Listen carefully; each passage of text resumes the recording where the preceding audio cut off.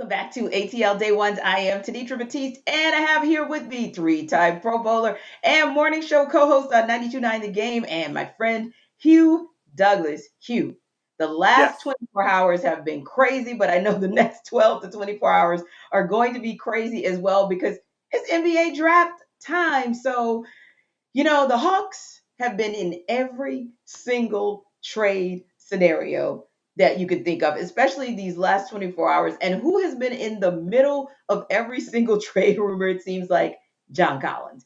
And Oh, no question so, about that. one Yeah. thing about this, and like you said, no question, one thing is for sure the way the Hawks team is currently constructed and the way it's going to look when we have this conversation tomorrow, I'm thinking it's going to be night and day.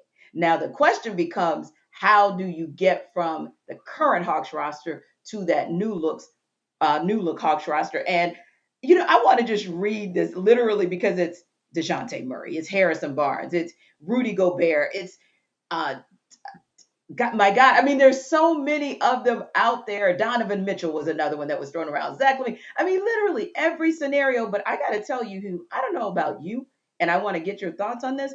But all of the scenarios seem to have a caveat to them in some way, shape, or form that we couldn't quite figure out how to make sense of until I heard about Dejounte Murray last night. Then I got excited. Then I said, I think this might be the first one that kind of sort of isn't making me say, make it make sense. You know, it's funny. I'm glad you said his name because I was just sitting here to Demetrius trying like, how the hell do I pronounce this man's name? Because I wanted to say I didn't know how to. I was like, is it Deontay? Right. Deontay? I'm glad you said it. I'm glad you said it. But that's the one that has been kicked around quite a bit. That's the one that I was talking to Andy and Randy today. Mm-hmm. Bunky Pants, he's doing the draft coverage later on this evening. Yes. He was talking about that's the guy that we want. That's the guy that has been vented around a lot. But I'm gonna tell you what, Tanitra, I'm the type of guy like when I make my assessment and my opinion about what's going on with the Hawks or anybody for that matter. You got to Mm-hmm. listen to the tea leaves. You got to listen to what You people are do. saying. You got to listen to the new Landry Fields, the new GM for the Mm-hmm. Hawks. You have to listen to what Travis Slink is saying.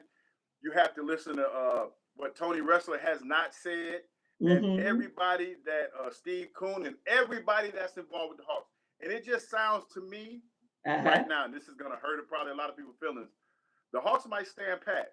I think that they might just go into the draft and draft a young man, and it's going to be a developmental thing. Because look at it like this: John Collins' name has been linked to trade rumors for like 2 years. 2 years. It seems like at Exactly. least 2 years, You're right. You're and right. and, and he has gotten paid here.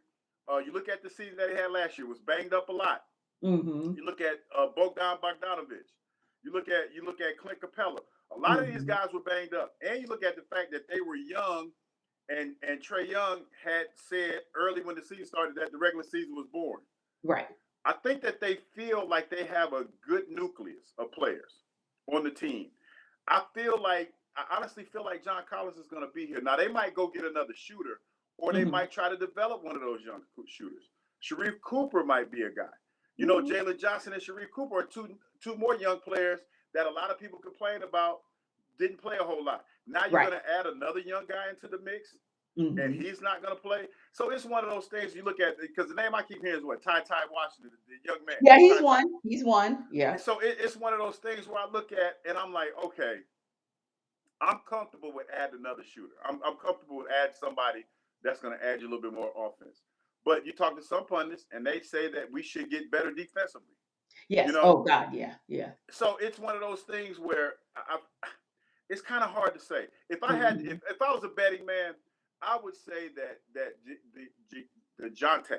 I'm gonna mess it up again. The Jonte Murray would probably be the guy that we trade for, but how much are we willing to give up? And I don't think John Collins Yes. is going to be that guy though. And that's the question I had as well. Is it just sort of a Murray for JC trade, Head up, or straight up, yeah. right? If it's a straight up trade, not that I think that's a bad thing, by the way, but if it's a straight up trade, or that's fine. But if it's not a straight up trade, then who would be packaged in that deal? And I'm going to just throw out names just as an example, because when you look at Dejounte, he of course is what a point guard, but he's kind of that guy he's long, he's got this Hmm. unbelievable wingspan. And he's bigger. He's a little bit bigger than Trey, and There you you go. got two guys that can make some offense for you, and Yes. that's what we're kind of looking at because another guy that name they was throwing out there, Spider, uh, Yeah, yeah, Donovan Mitchell. Yeah. Donovan Mitchell.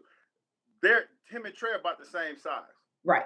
So that might be somewhat of an issue. So what I'm looking at, like you would like to have somebody a little bit bigger because I don't know about you, Tenitra, but I still have PTSD for all those traps and that bullet Yes. ball that Miami played against them in the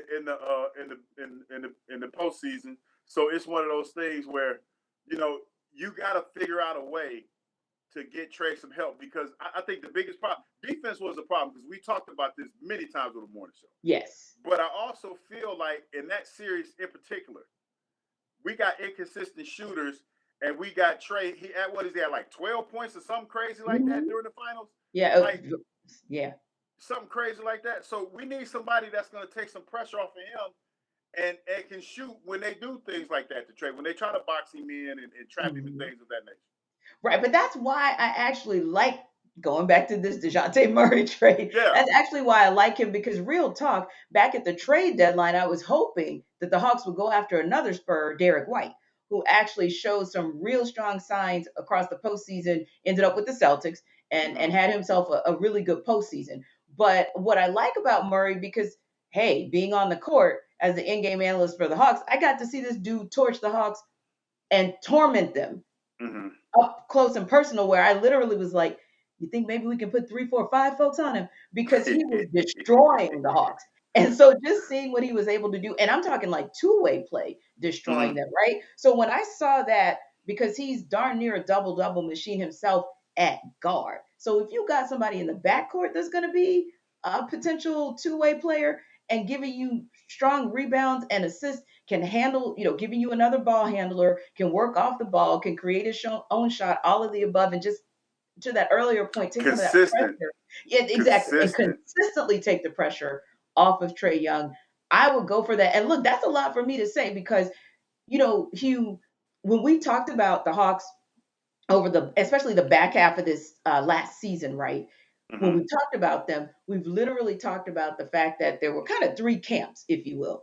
One camp was, my God, they need a better wing because everybody had figured out that's the way to beat them. You just kick it out and shoot. Just Mm-hmm. drive, kick out, shoot. And if your three is on, that's game. So that was one camp. Another camp was, like you said, wanted to get Trey some help in the backcourt, particularly on defense, if you will. And then the third was kind of like, yeah, we got a good center, but we might need kind of a better Somebody a big. little bit more dominant. Yeah. There you go, just a little bit more dominant. So you had kind of those three camps coming into this entire offseason. And, I've always been the one who kind of like getting the wing, right? I was like, Mm-hmm. okay, let's get the wing. But so far, there really hasn't been a wing that's kind of been a part of the conversation from a trade perspective. So that kind of tells me, and I don't know about you, Hugh, but rarely have you heard in these trade scenarios a departure of an Onyeka Okongwu or the departure of a DeAndre Hunter, right? So No, you haven't. yeah, so if those conversations are not happening and you're looking to keep those wings, then I'd also like to see the Hawks maybe stand pat at 16 because if you stand pat at 16, then you get Jalen Williams who gives you he's that small forward out of Santa Clara.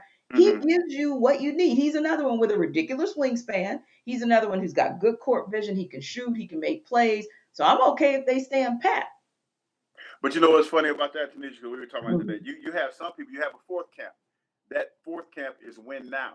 That's that win now camp. They Yeah. feel like Trey's in his prime. However you You know get what the it. funny thing about it Mhm. is this? I was watching the finals, Golden Mhm. State and the Boston Celtics, and they were talking about how Steph Curry didn't really get into his prime until he was like 27 years old. True. True. Trey's 24, Yep. and then the unfortunate thing about the NBA in any professional sport Mhm. is that the players don't have time to gel, because it's an instant win now scenario. And I Yes. think the unfortunate thing, well, it's a good thing too because they got the city lit, that the Mhm. Hawks had success. I think their timeline was moved up a little bit. Yes. And you see John Collins like he was on the rise. He looked like he was going to be a good player. Yeah. Yeka Okongwu looked like he's going to be a good player. But the unfortunate thing about it is, everybody got paid. Kevin Herter got his money. John Collins got his money. Trae Young said we went to the playoffs last year. We were like one ankle injury away from going to the finals when you talk about playing against the Milwaukee Bucks. And now you have the year that we had where, injuries decimated us.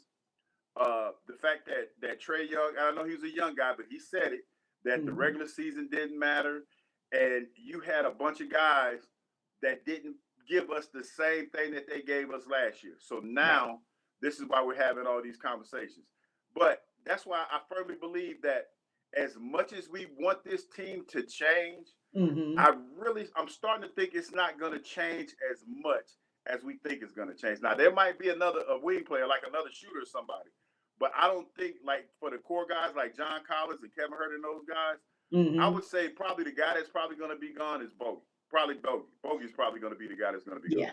Yeah, I would agree. I definitely suspect that's he's somebody, or maybe even, we did not mention him, but maybe even a Gallinari, because then you start talking about the complementary contracts, and we know that in the NBA by far their contracts are as complicated as it gets. That's why nobody really has been talking about a CC move, because at the end of the day that contract may be too complicated. But guess what?